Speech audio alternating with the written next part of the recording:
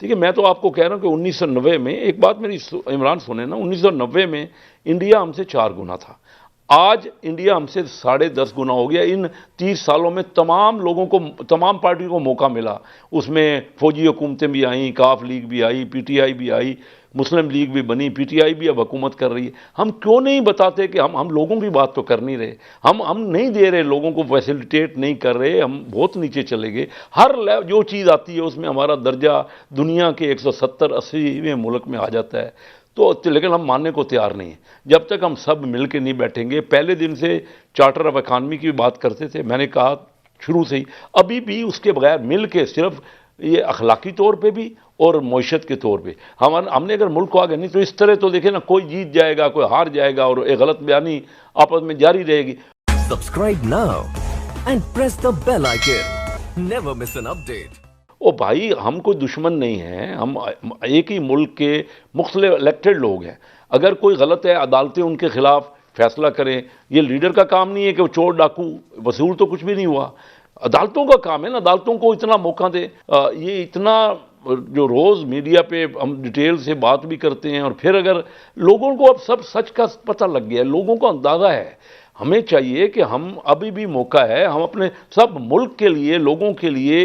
अब मैंने आपसे बात कर रहा था ना कि केक का साइज छोटा तो हो गया, लेकिन उसका बड़ा जो टुकड़ा है ना, वो अमीर आदमी को मिला है, मेरे जैसे, हम जैसे बिजनेसमैनों को, जो बड़े बिजनेसमैन हैं, जो इंडस्ट्रियलिस्ट हैं, जो बड़े जिम्मेदार हैं।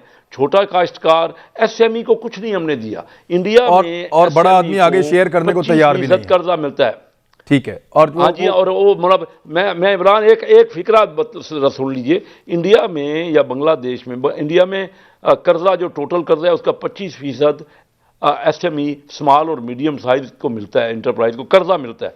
बांग्लादेश में 18% मिलता है। हमारे कुल कर्जे का, ये स्टेट बैंक की फिगर है जो मैं आपको दे रहा हूं, हमारे 100 में से कुल कर्जे का 7%, 7% जो लाखों लोग हैं, जो 90% हमारा बिजनेस है वो एसएमई पे मुंसलिक है, उसको सिर्फ 7% कर्जा मिलता है, और 93% कर्जा उन बंदों, उन थोड़े से चंद जो बड़े बड़े इंडस्ट्रियलिस्ट हैं उनको मिलता है। जो अच्छा एक्सपोर्ट, ये कहते हैं ना, एक्सपोर्ट बढ़ गई, दूसरी तरफ से काटन की इंपोर्ट बढ़ गई। टेक्सटाइल की अगर एक्सपोर्ट बढ़ी है और काटन की इंपोर्ट, काटन हुई नहीं हमारे यहाँ, हम सारी काटन इंपोर्ट कर रहे हैं। अब क्यों नहीं बोलते? इस सदाकत वादी बड़े समझदार आदमी हैं, ये मुझे सुनाते रहे, हम ये शेख साहब, ये मामला बड़ा सीरियस है, देखिए, और ये लगातार हो रहा है। Balance of payment, balance of payment अच्छा हो गया। अब बैलेंस ऑफ पेमेंट क्या हुआ? कैसर पेमेंट क्या हुआ? शेख साहब, ये जो कॉटन वाला मामला है ना, ये जो कॉटन वाला मामला है, ये शुगर माफिया उसके लिए रिस्पॉन्सिबल है।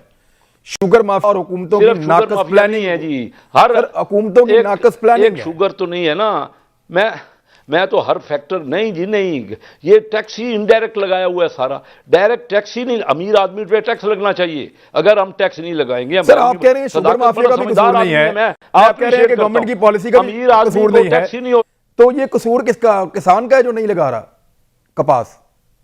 सर, गवर्नमेंट पॉलिसी देगी तो किसान लगाएगा ना।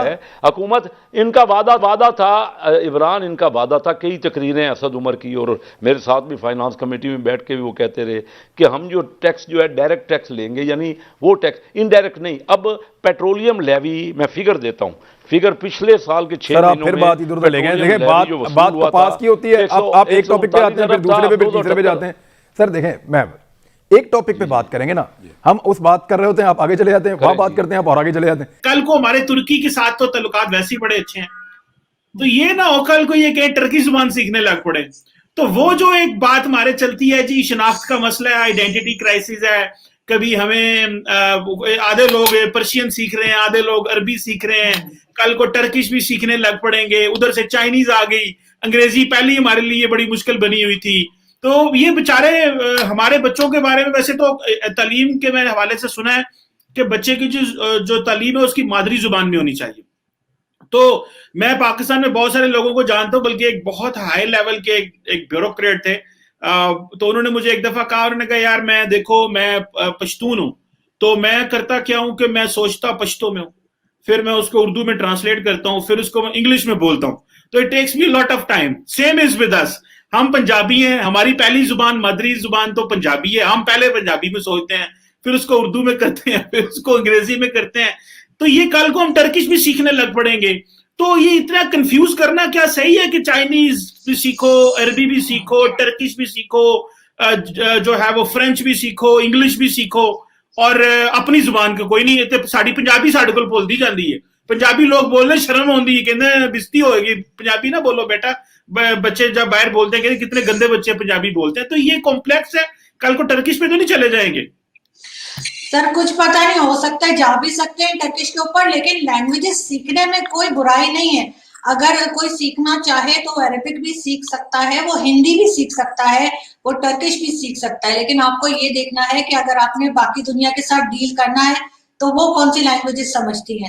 तो ज्यादा लैंग्वेज तो आपको पता ही है कि इंग्लिश और फ्रेंच, ऐसा तो नहीं हो सकता ना कि आप अमेरिका जाए, वहां एयरपोर्ट पे आप उससे जो पासपोर्ट चेक कर रहा है आपका, वहां जाके आप पंजाबी बोलना शुरू कर देंगे तो उसको क्या समझ आएगी।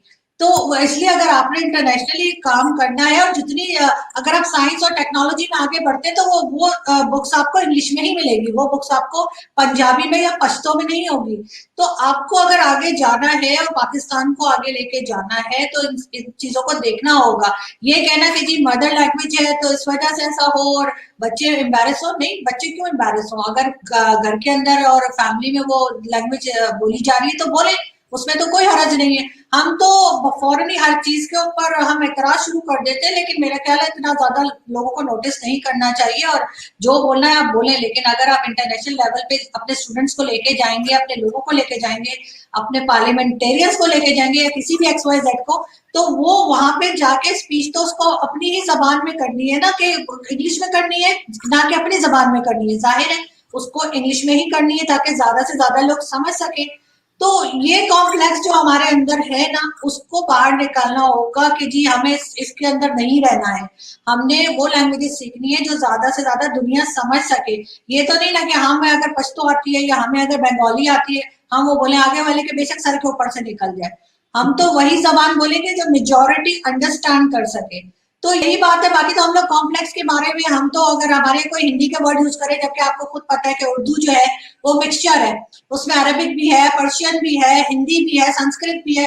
लेकिन अगर हम कोई वर्ड खास हिंदी का इस्तेमाल कर दें, अगर किसी की फैमिली में बोली जाती है कुछ, तो बहुत यहाँ पे टॉन्ट किया जाता है कि तो हिंदी बोल रही है, हिंदी क्यों बोला। मैं एक दो दफा डिबेट में गई तो मैंने कह दिया कि आपके देश में ही होता, हमारे देश में। यहाँ पे लोग मेरे पीछे शुरू हो गए, देश क्यों बोला तुमने, मुल्क बोलना चाहिए था।